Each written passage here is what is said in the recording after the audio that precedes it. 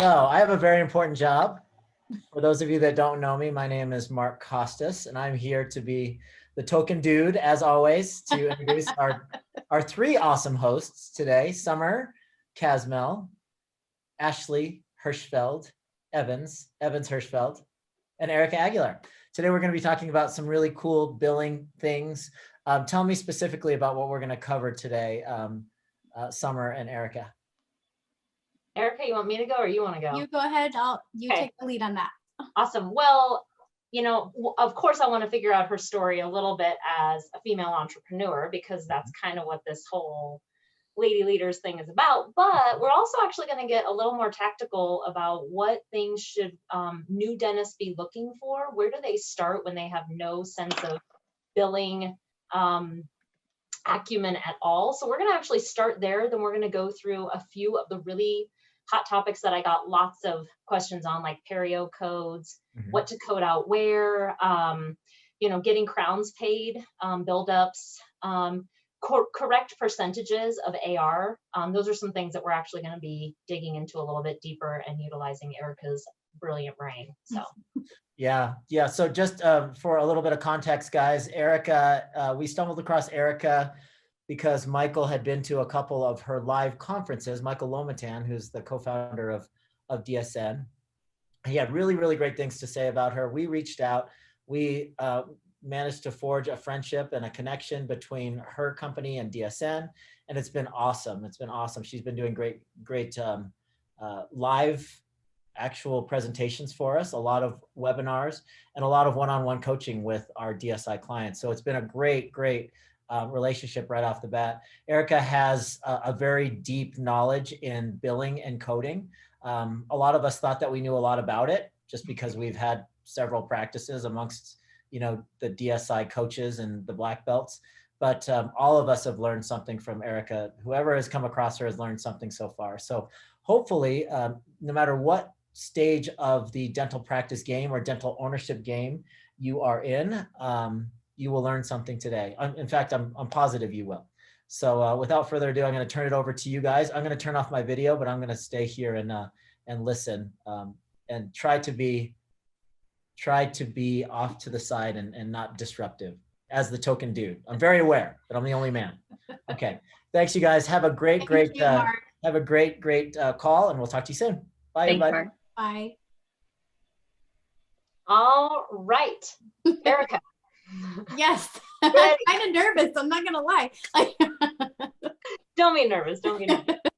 So easy for me to say because I'm on this side of it. But well, so truly, where I want to get started out, and I know your story, but it's kind of an interesting one of how you actually, found a passion in what a lot of us find not something to be overly passionate about, which is billing and coding. How did that happen for you? It takes a special person to enjoy the coding and billing aspect of dentistry. But I'll tell you, for many years, I spent a lot of time in the practice management consulting space. And every time we would cover coding and billing, it seemed to be where I excelled and where I would bring the most value out of the package I would deliver. And so I just decided one day, I'm just going to focus on coding and billing for my clients. We're not even going to talk about anything else because there's really nobody else like just coaching offices on coding and billing and helping them to understand how to systemize that department. And I believe, treating the billing department like it's its own business. I mean, honestly, I think that, a lot of times we have elite billers. We have a lot of really good billers out there with zero systems. And so, it's coding, billing, which I consider the packaging. As you can tell, I'm super passionate about it.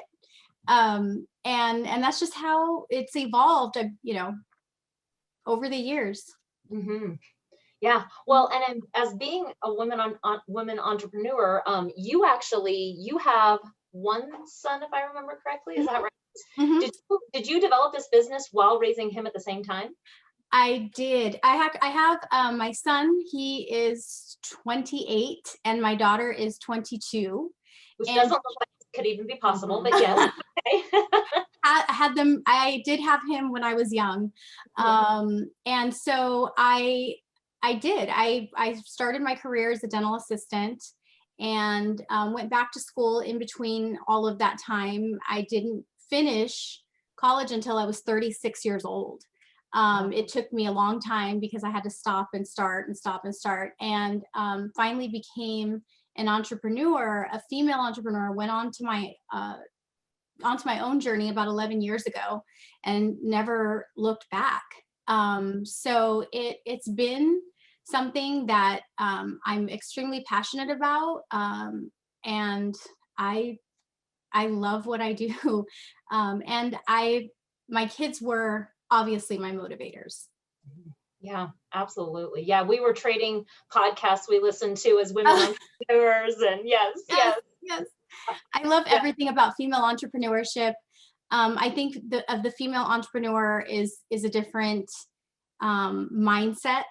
In fact, it was funny because I was actually talking to Howard was this past Sunday, and I had mentioned to him that I suffered from imposter syndrome for a while, and I learned about imposter syndrome through the other female entrepreneur podcast that I had recommended to you. And I didn't realize so many women suffered from that syndrome. And Howard's response was, like, what's that? And so, it made me realize women, we're wives, we're mothers, we're everything, the breadwinner in our case, most of the time. And so it's something that, I really want to help other female entrepreneurs with, to succeed, to not have to go through all the trial and error phases in the billing department specifically, because ultimately the dental practice owner is going to pay the price of the biller gaining that experience. And so I have done all of I've done all of it and I've made all of the mistakes, and I've taken all of my learnings and mistakes and I've just packaged it up so that we can just bypass all of that. And so, I really just want to empower, anybody that is looking to get into the billing arena and help make the practice grow through collections. Absolutely. Well, and it's such a hard area, I find, for not just women doctors, but men doctors as well, to truly empower.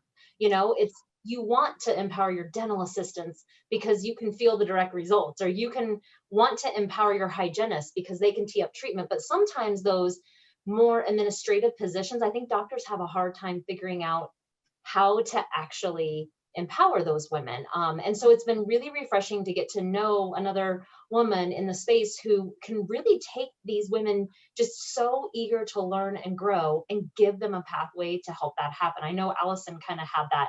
You got to spend time with her, which this is Allison, our amazing, yes, our amazing billing supervisor for our offices. And, it's something that I want to empower her, but how to do it can be kind of tough. So I really appreciate kind of that background story. I'm going to kind of jump right in, and I think where to start, because DSN has, various stages of docs. But a big segment of it is doctors who are maybe 5 years or under. And I get the question a lot of, we were not given that sort of acumen at all in dental school. And then I got out and I acquired Nancy, the office manager, and I hoped that Nancy knew what she was doing. And I'm hoping I'm even looking at the right reports. Yep. So a question would be, how does this doctor train themselves in this quickly? Do they need to learn themselves, take some of your information, learn it themselves, and then hold accountable? Or how do you tell offices who are newer what to do? So this is a great question because it is one that is brought up a lot. So the first thing that I work with my clients on doing is creating a coding profile. And if you think about we're thinking about opening a practice, it's a business. So we're opening a business with goals in mind. We should think about the billing department as a business. And so I think the first and foremost is codify or create a coding profile for your practice. Know what procedures, sit down with, it doesn't have to be your biller. I mean, you can sit down with someone like myself, but I would suggest sitting down with somebody who is specifically a billing consultant, a billing something coach, and profile out the procedures that you anticipate to make up most of the practice income, because that's going to be where you're going to leave money on the table right out the gate. So create that coding profile, get with someone like myself, or you can contact me too, but you can create the coding bundles for your practice, and then anticipate what you may be adding in a year from now. Like if you're planning on taking an implant course, factor those things into your coding profile so that you don't miss out, and start learning, or have somebody start learning how to code and bill and package and appeal those procedures, because you're going to have denials. Nobody's perfect. I get denials, but you're going to want to make sure that you have systems in place. So create a coding profile. First and foremost, know which procedures are going to make up the majority of your practice income, and know how to maximize on coding for those. And then B, the other thing I would recommend is set your goals as if it's if it's an acquisition, it's going to be along the lines of like a grand reopening, right? Like if you take a business and you buy an existing business, think about how you want to have a grand reopening for that business. And I'm talking about the billing department. So set your goals, create the coding profile, and then going back to your point about, it's really hard to empower administrative people. I think that most of us that work in the front, we just want to know that we're doing a good job. We don't necessarily need the doctor to come and pat us on the back every day. But if I could take a look at my day and I could understand what your expectations were of me, then I could go home with peace of mind knowing that I did a good job. And then maybe when we meet, we can celebrate those wins together in our, every monthly meeting, or however often you meet with your team. But I think that for those of you for the doctors or practice owners that are new, coding profile is everything. Awesome. That's my short version of that's my short answer. It's really smart. And don't necessarily try to do it with the biller that's in your office. Just spend the money, get a coach, create that billing profile. And I love one thing that you said that I actually was like, of course, like actually prep for the classes that you're going to be taking, because otherwise, like sleep apnea or something that's a little bit more difficult to code out for, to have that information before you come back and get started is so instrumental. And I'm like, golly, like, yeah, what a world that like is so of course, but yet I don't know how many doctors actually do. Ashley, it's funny, you were shaking your head when she was talking about the admin team just wants to know the expectations. What have you seen? Because as I always say, Ashley has worked with more doctors than maybe even me too. So what do you see as, common, maybe it's the new. I hate these. We just talked about, we hate these new AirPods. They just pop out. Hate them. Anyway. Anyway, so you were and I have been talking about like some of the common mistakes doctors sometimes have with when they're trying to put expectations even on, you've seen it, billers and things like that. Usually it's because they don't know a lot of information. What do you see as some of the biggest pitfalls that doctors tend to just throw stuff at them or expect results that they never were clear? What do you see from doctors behaviorally that sometimes frustrate? Yeah, I think dentists are very analytical, very, fact based, and here's the point, here's and so sometimes in communication it can be like, hey, I want you to do this task without necessarily explaining what the goal is. And this goes for any position, and it's so important and it's so helpful to your team if you're able to be like, instead of coming to them and say, just do this task and don't ask why, it's like explaining the why or where you're actually trying to get. Because a lot of times if you're like, hey, I'm actually trying to get to Z and I want you to go A to L to T to N to Z, or whatever, a lot of times your team may be able to just get from A to Z because they can find a quicker and more efficient way to do it if you just explain what the goal is. You're like, hey, here's where we want to be, and here's why I'm asking you to do this. So a lot of times your team can be like, what if we try it this way and I can actually get you there faster. So talking with goals in mind versus specific tasks is sometimes just, it helps speed along your process, and it helps you accomplish your goals and your plan more efficiently than just being like, hey, I want you to follow these exact instructions. Right. Which, isn't that actually what we're really all looking for, is actually team members who can critically think for themselves? Yes. Forward thinking, yes. Yeah. We actually want that, but yet we somehow want to like give them task by task. Micromanage the Yes. So And there's like the and a lot of quote dentists are that way. They're micromanagers because they're so, as you had said, Ashley, they were really detail oriented. So yeah. Well, and they have to be. That's their job, right? That's their job. You're clinicians, and there's step-by-steps of how to do certain procedures. And again, like we've talked about, dentists come into the field and business ownership, and they're not fully prepared because nobody prepared them to own a business, to lead a team, to have, even good communication skills sometimes. So there's the quote, I think it was like by Steve Jobs. There's someone, I think it's out there, and it's like, you hire people smarter than you. The smartest thing to do is hire people smarter than you and get out of their way. Yes. Absolutely. Absolutely.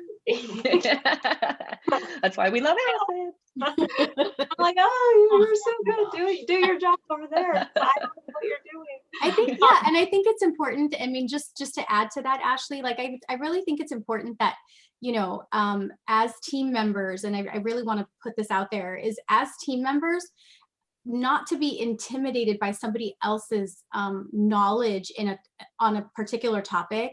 I think hiring people smarter than you is what you should be doing, at all times. But I think teams struggle with, feeling the sense of, I don't know, maybe this person can take my job.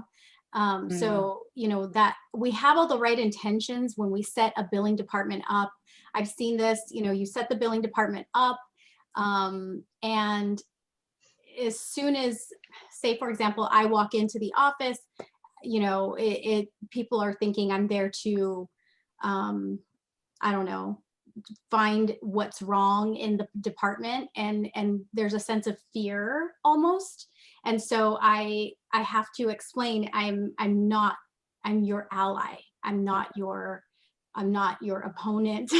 And once they can get over that sense of fear, then they will tend to open up. But I think going right along with what you were saying, Ashley, like, work with people that are smarter than you and embrace it, because it's a good thing.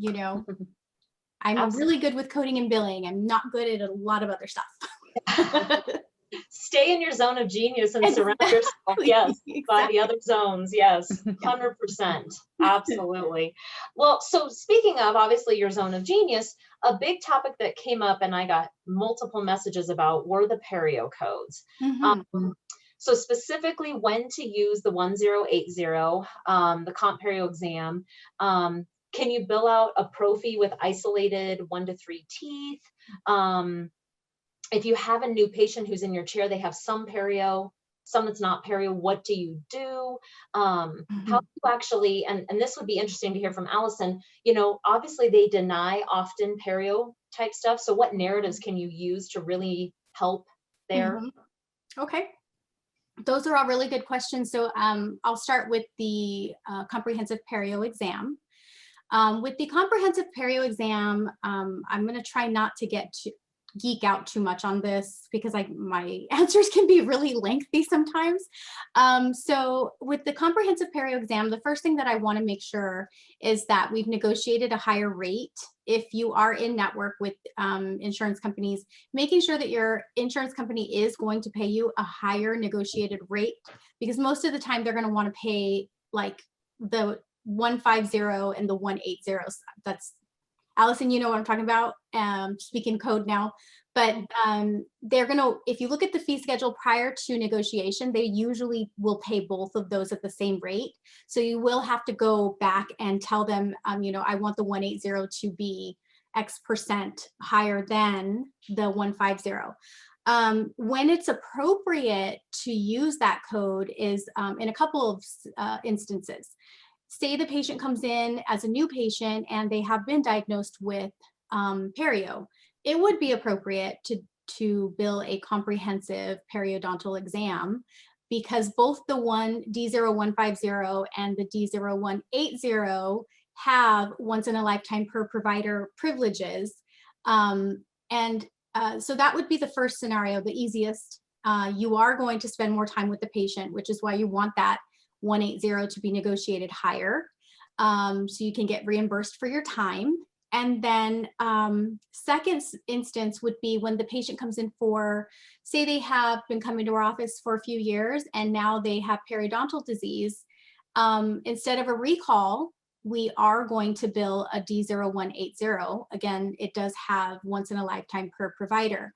What happens in most instances when I'm working with a biller is we just bill it, because that's what we bill, we code for what we do, and we don't realize that the insurance companies, if we let them get away with it, they will remap that stuff. So they'll remap a D0180, which typically would have been billed as a recall, they'll remap it to a recall code.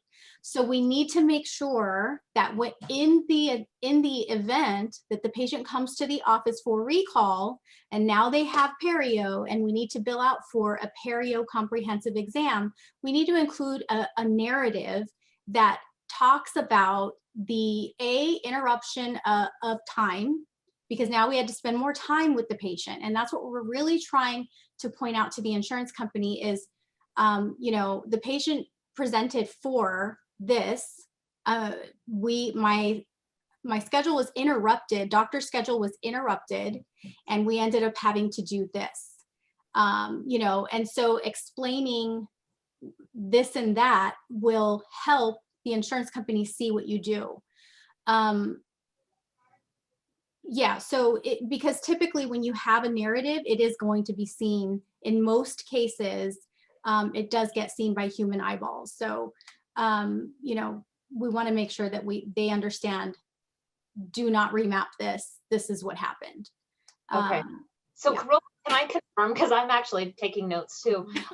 What you're saying is you get a recall patient in, that D0120 120. 180. 120 normally, and then 180 if they have perio. So once if they've been a recall patient, you're realizing like, uh-oh, it's time to flip that switch of perio. That's when you put that code in and you put that narrative that, hey, listen, this interrupted my schedule, my day, we had to take extra time. That's where you put the narrative. That's that one time in life, because you're flipping the switch from recall to perio. Right. And they should already have had, obviously they have the D0150 on file, and now they're here for recall, but now, you know, for whatever reason, you know, also, I should have mentioned this, you know, let's just say that the patient is now taking a medication that causes dry mouth. And, you know, like you want to take a look at the patient's health history, and you want to include those tidbits of information in your narrative so that you can, the insurance company looks at it and goes, okay, I agree with this. Okay. And you also want to put the plan of action. Patient is going to be put on a perio maintenance or perio therapy regimen. Let the insurance company know. It's almost like when you're going to write any narrative for insurance companies, I always take the SOAP note approach. You know, what did the patient report? What did the doctor see? What what is the assessment and what's the plan of action. I mean, it's really not complicated, but it does take more time, you know, when you're going that route. Okay, that was super helpful. What do you do if you've got somebody, you've used that code, they come in, and you know 75% of the mouth really is a 1110. You have one quad that's still a 1 to 3, or you have kind of that patient. What does somebody do there? Do they bill out both? Do they do them on the same day? What do you do? Well, this is one of the scenarios that with our clients where I would help with documentation, because I can only code and bill for what's documented. So I rely on the doctor's call to bill that out. And a lot of times as billers, and I think Allison, you'll agree with me, a lot of times, you know, we know doctor did say X, Y, Z, but only X and Y were legitimately documented. So we can't bill out for the Z. So it's important that we understand that documentation is everything. I'm going to rely on the doctor's call for that. And you know, it's important that, yeah, we just we bill for what was documented. So in this case, I would have a meeting with my clinical team as the biller, and I've done this throughout my entire career. I like to have meetings with my clinical team as the biller and talk to them about, you know, okay, when the patient comes in for, I need it, you know, walk me through what you guys do, walk me through how doctor treats this patient. And then I'll show you how I need that documented so I can maximize on that interaction between the patient and the doctor or the hygienist. So I think, you know, really just involving the clinical team with the entire process is really important. And I've had a lot of success that way. Yeah, what a great point. Is a lot of times, you know, the back of the house is really just doing their job, not thinking at all about what Allison does.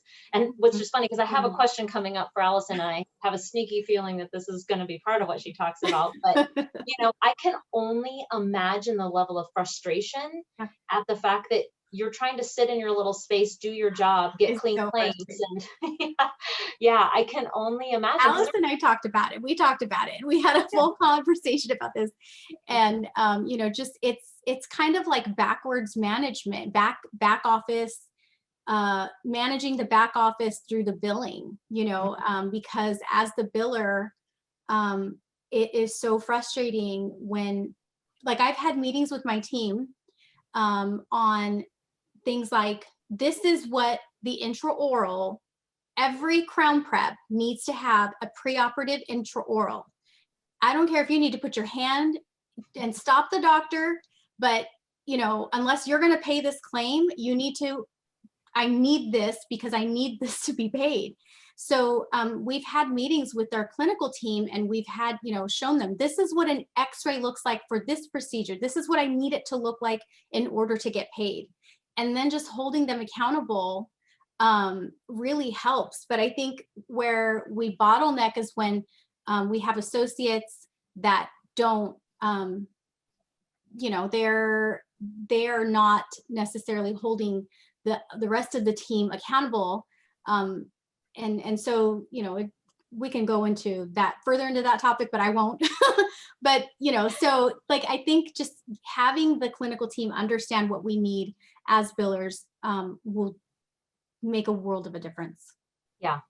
Yeah. Oh, absolutely. Well, and I think the back of the, you know, house as far as assistance and really being respectful towards what the billing department's trying to do. Because I think a lot of times they don't know the ripple effect of what it's being caused, because, you know, they're not paid on collections, you know, so they don't know what that they don't know. Thank you. That was actually really helpful. That answered a bunch. Like I said, I wrote stuff down. That was, and I think you told me before, and I wrote it down again. It was so another question that we have gotten is, getting crowns paid is getting harder and harder. Getting buildups paid. What's the narrative? What's your magic sauce for getting crowns paid more predictably? Preoperative intraorals are your jam. When you're a biller, like, preoperative intraorals tell the story. So, one of the things that I tell my clients is that insurance companies do not deny claims because they don't agree with the procedure being done. They deny it to protect revenue. And so we have to combat that with proving dental necessity. And so the only way that we can prove dental necessity is by showing the insurance company the state of the tooth, when with an intraoral, because sometimes the x-ray doesn't always tell the story, as you know. And so the intraoral, preoperative intraoral really helps them to see, why we needed this particular crown, for example, how broken down the crown was, and that's been my jam in getting crowns paid, is just showing them what the doctor saw. Is there anything in the narrative? One thing that I know I heard, and I think one of my doctors who went to a course just was telling me, is utilizing the more than 50% of the tooth was broken down previous. Yes. That's one piece that, yeah, I know I have heard. Well, when there's more than 50% of the tooth broken down, you tread into, like, they like to see that the tooth was at like 50% broken down, but the more the tooth is broken down, the harder for some reason it is to get the crown paid. And so if you want the crown paid, you really want to show them what the tooth looked like prior to starting the prep, and then what the tooth looked like when you were done. Like there's nothing in here, and that's the key for the buildup.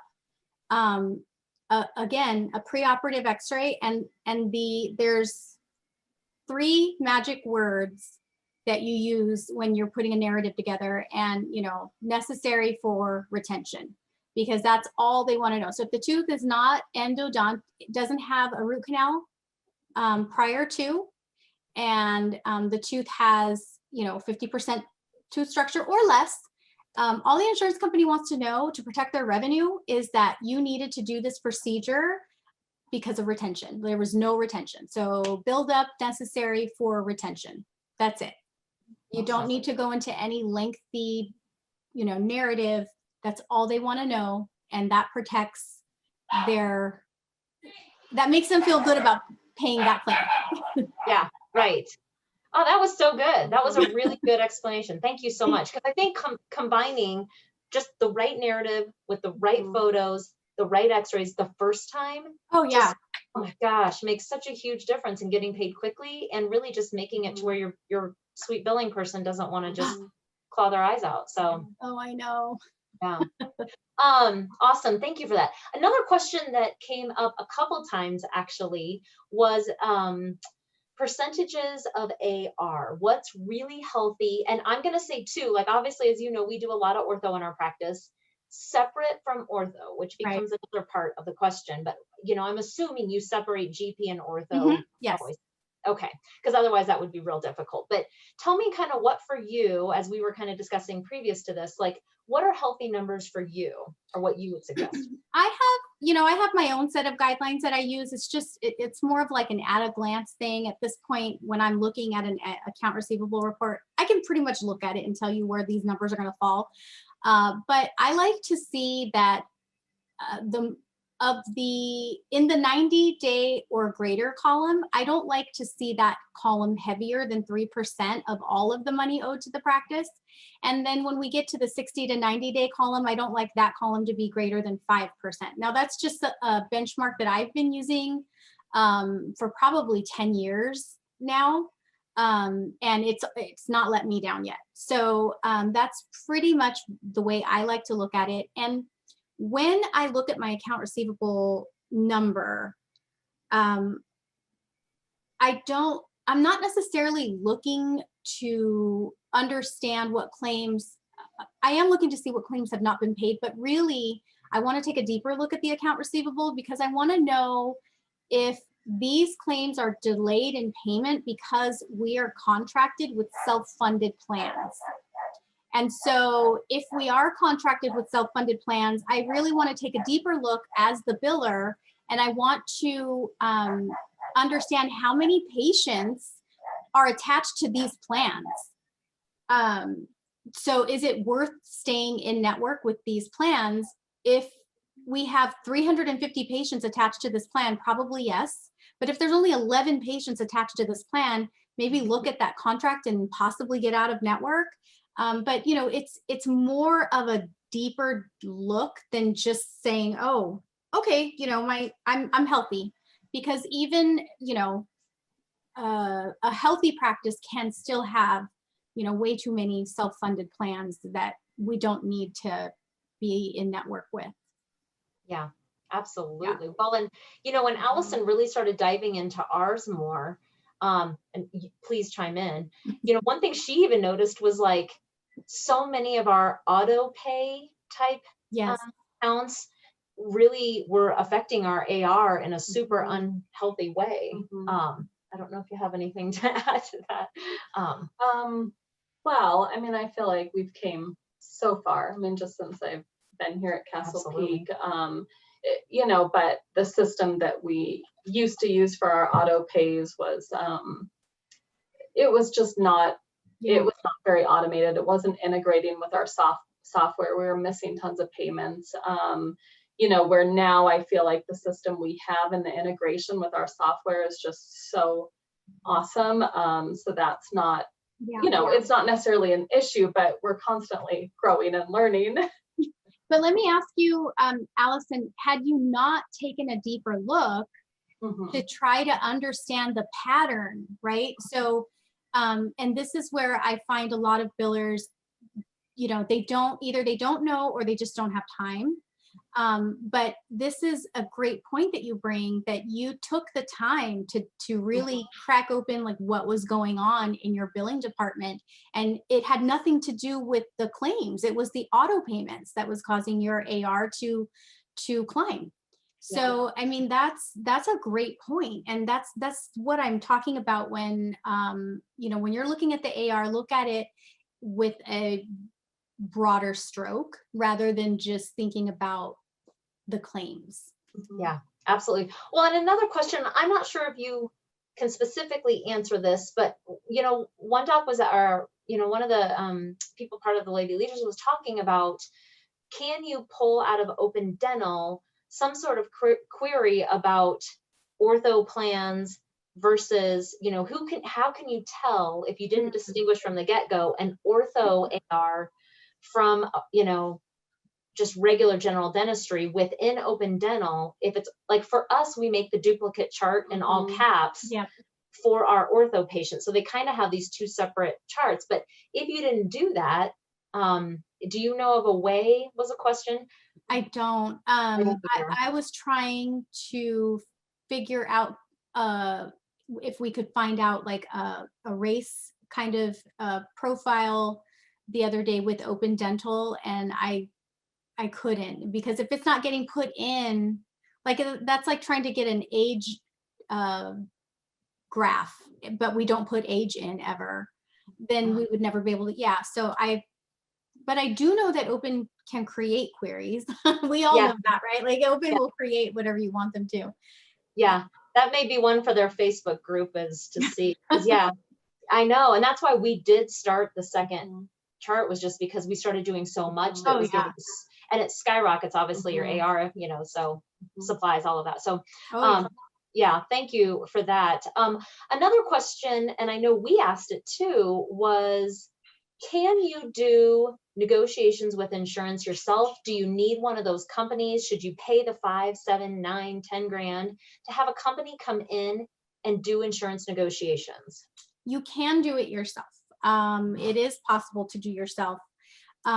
It's just, I guess it's going to be a business call on the owner's part. But, you know, in my experience, I have found that my clients have always negotiated a higher rate when they did it in-house. But sometimes you don't have time for that. You know, it is a big undertaking.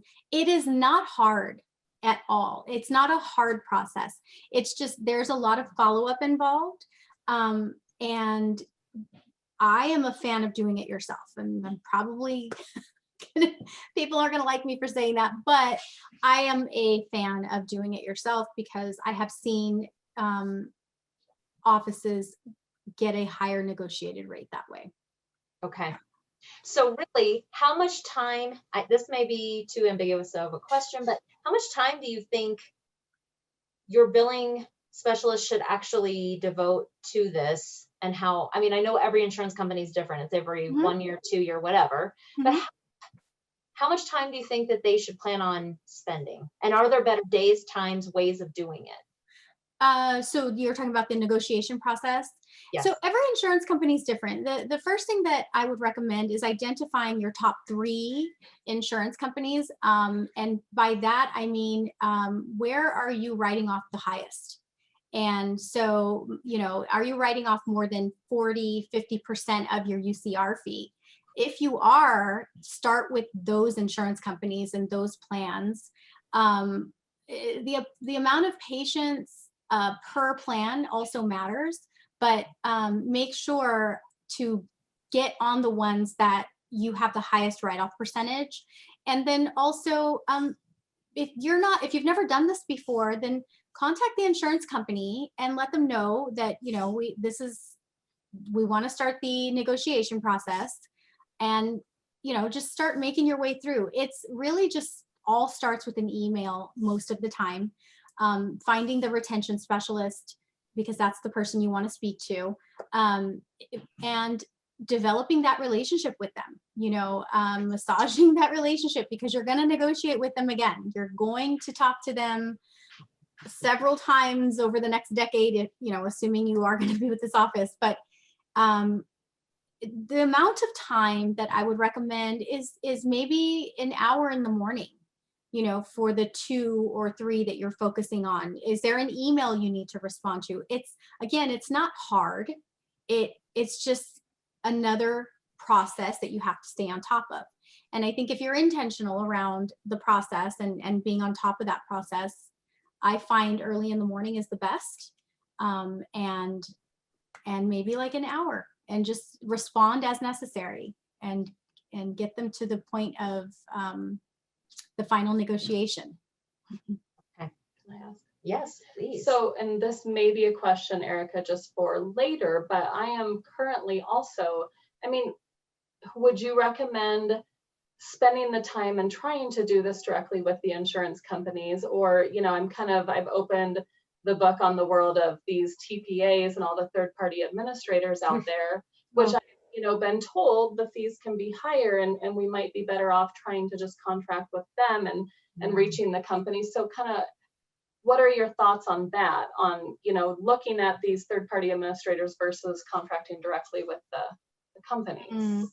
Well, it's interesting. That's a good point, because like, say, for example, MetLife, you know, MetLife has its fully insured department, you know, and then it also has the third-party administrative department. So, but if you decide to go and network with MetLife, you know, then you're in with both.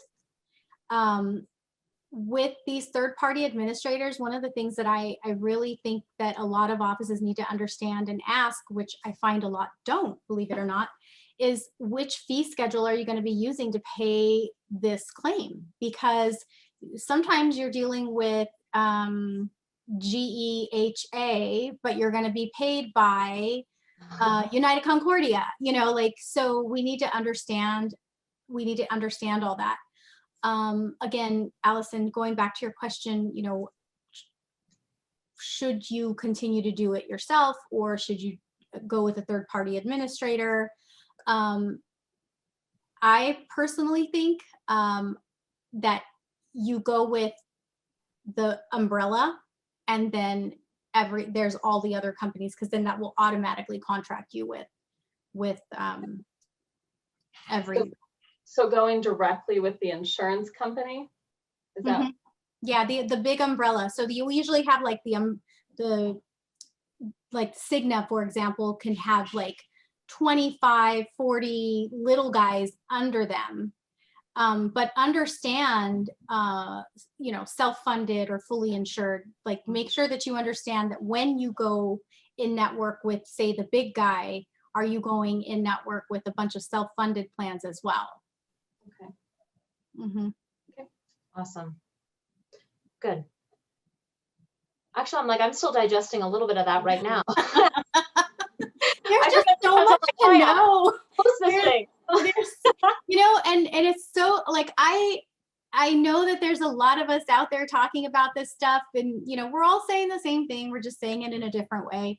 But you know, it's just so much for one person to do, you know. That's a great question that I get all the time, is at what point, because a lot of times I hear doctors who are like, well, I've got these 2 front office people, I'm seeing this many patients, I don't understand why they can't check in, check out, do the treatment plans, answer the phone, do insurance verifications, and still bill the patients and have my 30, 60, 90 right. I'm like, yes.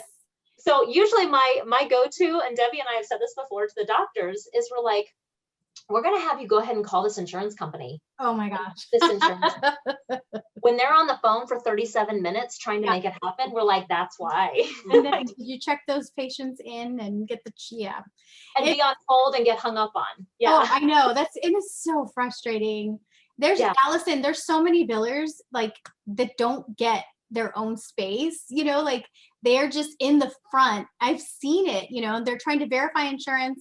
There's 30 patients coming in throughout the day, and they're greeting and they're doing insurance verification. And if they get a chance, they get to bill.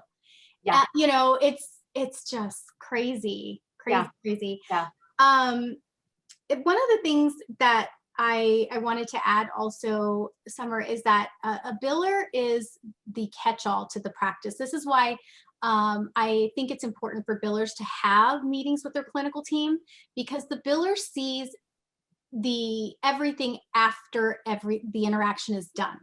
And so we kind of look at it and we go, oh man, only if like, oh, if we could have, if they would have gotten. And I see Allison shaking her head. So like, I'm like, that should be my title. Yeah.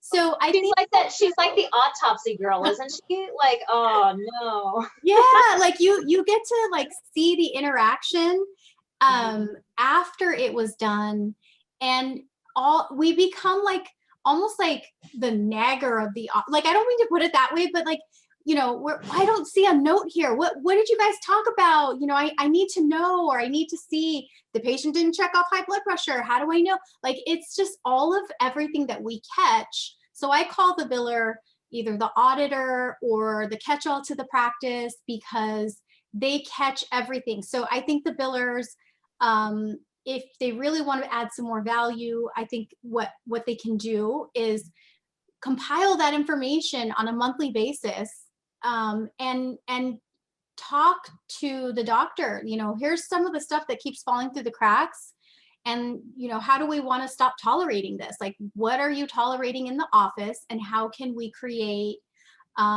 protocols around it so that it doesn't happen anymore? But those regular meetings between the billing team and the clinical team are super helpful. Absolutely. Ashley, so that brings a great question. I don't know crap about billing. We know that, right? I want to know how you found to code out implants. No. What have you? No, I'm kidding. No, of course I'm not asking you that. Don't worry. No, but you know, that brings a great question of, so you have somebody like Allison, she's been in the practice, well, she's been in the practice for years here, but let's just pretend she's been in the practice 6 months. She's astute enough. She took front office rocks with Erica, or I'm sorry, Rockstar to Rook, you know, Rookie to Rockstar. That's okay. I'm okay with that. All the names. Say it 10 times fast now. I know. Just kidding. But, so she's been there 6 months. She takes that course. She feels super confident in what she's looking for. Ashley, how does this person go now and talk to the doctor and say, ugh? Ooh, that is such a good point, Summer. How do you go and say, here's what I'm seeing as the catch-all person, with being respectful, but saying, this is all the garbage? Do you show the metrics of the numbers of this is what it's costing you as a practice?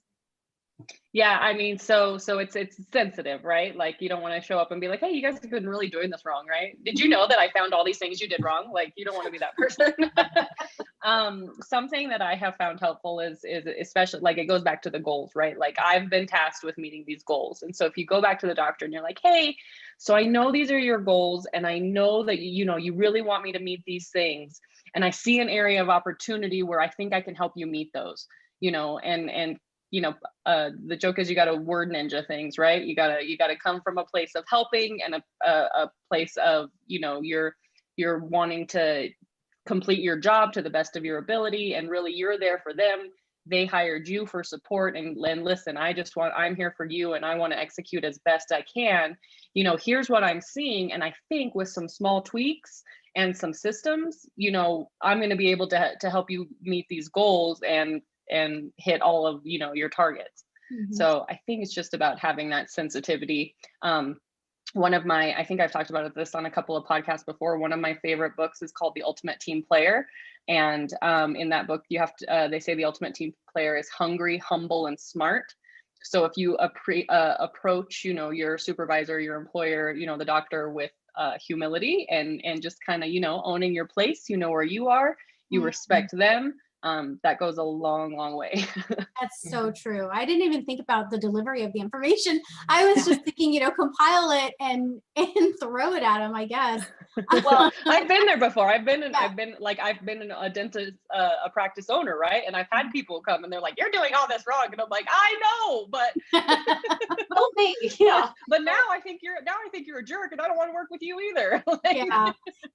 So true. Yeah. No, and I was just going to say, you know, here, and I think, an awesome example, because I was not only new to the practice, but I was new to dental. I had a lot of billing and insurance experience, but so I think for me too, as my confidence grew, it was easier to, you know, talk to doctors. But with the help of our awesome practice manager here, I just think this was awesome. Of course, Debbie, you know, thought of it, but we had one company, which I spoke with Erica about, that was just denying so many crowns. I mean, and it really was one company. But, you know, we started, if a crown was denied, you know, the doctors, we would have them print the best x-rays, Good. photos. There were times that there weren't any. There were times that there was nothing recent. And, you know, the doctor would bring it to my office and we don't have anything recent. Well, that's going to be written off Under your, Yeah. you know, so I think that was a really good learning curve for everybody. You know, and I just thought that was a really good way where it's like they were helping with every appeal, and having to go look and see what we did have or didn't. and that works super well with associate doctors, sometimes with the owner doctor, if you come out and tell them. Yeah. But you know, I think Ashley, that was a great point. I do think too, if you've got younger doctors that don't know what it takes, I do think helping them see the accountability measures is helpful. And you know, for a lot of docs watching this podcast or this webinar might be one that they're actually just going to be able to hand over to their billing specialist. And you know, as I'm sitting here thinking about this, is there's a lot of doctors who are like, I wish my billing person was listening to this. You know, and what can you do as a doctor to actually help facilitate a culture that is supportive of that position versus making it more difficult and making it, I think that's why so many billing people do end up getting just exhausted, is they're playing cleanup because they don't have that team support. Burnout, total burnout. I've seen billers will burn out faster than any other position. In the front. And especially if they're having to do verifications, I find, I tell everybody, like, having one person do verifications that's archaic too. Like that's dentistry 20 years ago. Exactly. You know, it's not dentistry today. Now there are still, you know, practice specific sometimes information to things that we need to gather. But for the most part, most of that work should not be done by one person. That's just too much. Yeah, you a heavy PPO office, and that's what I think too. Is some of these offices are really heavy PPO, and that's just a huge burden to put on any one person. Especially if they're trying to be the one lone person up front. Oh, My heart always goes out to them. I see it all the time. I've seen it so many times. And unfortunately, there are still a lot of offices that operate that way. You know, they would much rather hire 2 people to handle verification than pay a monthly fee to a company that will do it for them. So the one thing that I will add is that when you do have a company doing it for you, I will say that make sure that the questions they're asking are relevant to your coding. Going back to that question in the beginning, Summer, you know, what does the new doc need to understand? The breakdown of benefits should correspond with your coding profile. Like you should be asking questions that are specific to your code, the codes that you're going to be using on a regular basis. So for example, say a patient comes in for a prophy and they need limited SRPs, you know, we should be asking the insurance company every single time, you know, can we, in the event the patient shows up for a prophy, but they have, you know, 1 to 2 areas where they need limited SRPs, will you pay for the prophy in addition to the limited scale? And you know, like, what are the some insurance companies want you to do the prophy first and then bring the patient back for the limited SRPs, but there are a lot that will actually pay for both services. Again, the key here is showing the insurance company that there was an interruption in the schedule. You know, the patient was scheduled for, this is what we found, scaling and route planning had to be done on these teeth numbers, you know, bleeding upon probing, all of that stuff has to be explained in the narrative. And also the other key factor is going to be the plan. Like, what's the plan of action moving forward? Is this patient going to be put on a perio maintenance regimen? They want to know that. So, you know, if there's a term that our audience can learn today, it's learn how to explain to the insurance company when your schedule is interrupted. Like, that is, they want to know that. That's the key term there.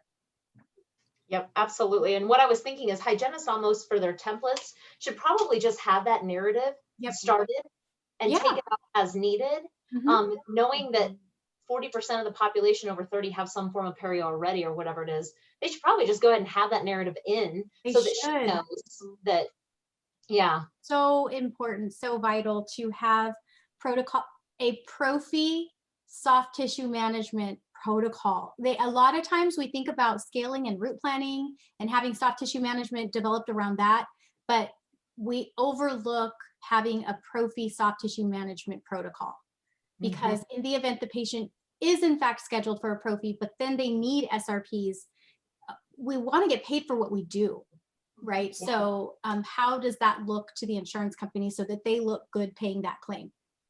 Absolutely. Well, and you know, like I actually wrote down stuff all over the questions I knew I was going to ask you. So like, it's such helpful, every time I talk to you, just such helpful information. And you know, Ashley, I genuinely mean it. I love getting your point of view of how to talk to other team members and doctors and things like that. But you know, to finish it up, just because I think it's important for us doctors to know, you know, we kind of discussed it, but I was going to ask Allison, truly, you know, what are the biggest frustrations that doctors and teams can specifically do to help make that job, and I genuinely mean it, if we just want to be honest, more efficient and more effective? What can you see that doctors and teams can truly do? I'll let you go, Allison. I think we're on the same page. So, I mean, and was that for me? Yeah, that was for you. Yeah. You know, as I mentioned earlier, I do think here at Castle Peak we have come so far. Communication, the expectations that you ladies talked about is so important.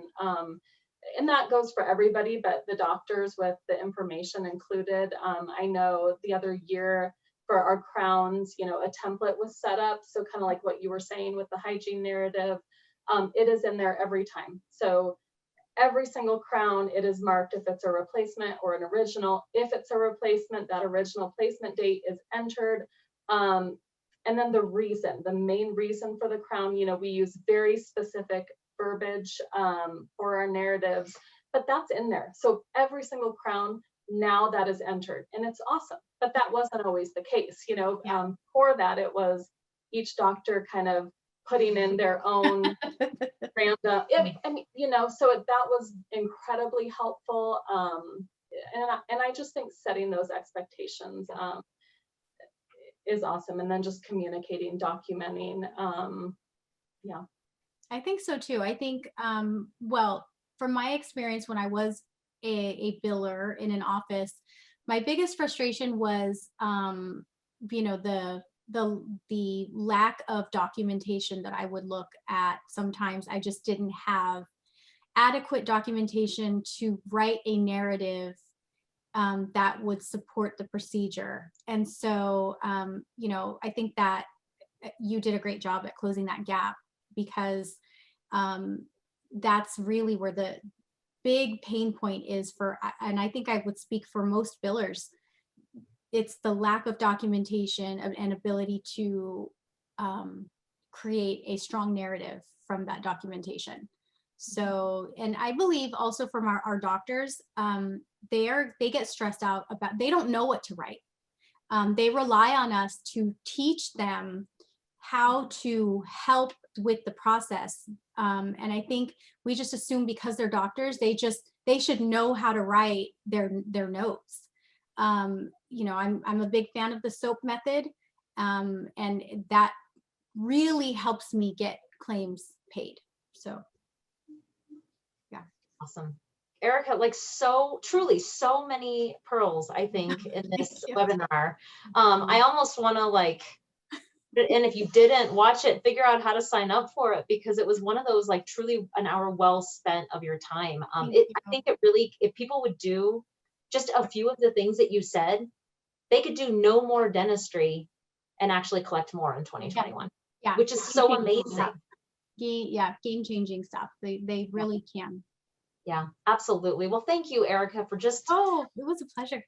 All of it. Thank you so much for agreeing to do this. Thank you so much for all you do for us. We appreciate it. Ashley, anything else to finish besides don't forget to fill out your little CE form? That's all. Just want to, echo what you've said there. Thank you, Erica. Appreciate definitely all that information. I mean, that's kind of the definition of and Allison too. Thank you guys so much. Thank you, Allison, so much. God you bless. guys, those pearls are kind of the definition of working smarter, not harder, right? It's out there. The money is there. You can get it. It's just a few little tweaks to be as efficient as you can be. Mm-hmm. Yeah, absolutely. Anyone else? Thank you, ladies, for thank you, Allison. Yeah, for all the awesome information. Yeah. Well, thank you guys. We'll see you guys for the next one at the end of February, which will put out some information. I think it'll be about associates onboarding and what to do with associates when you get them in your practice. What do you teach them how to write notes? Call their own insurance companies to find out how hard it is. Make them call insurance once for the onboarding process. At least once. You can have too much fun with it. Okay. I know, awesome. Right? It feels like a fraternity thing. All right. Well, thanks, guys. Have a great weekend. Thank you all so much. Bye, guys. Bye.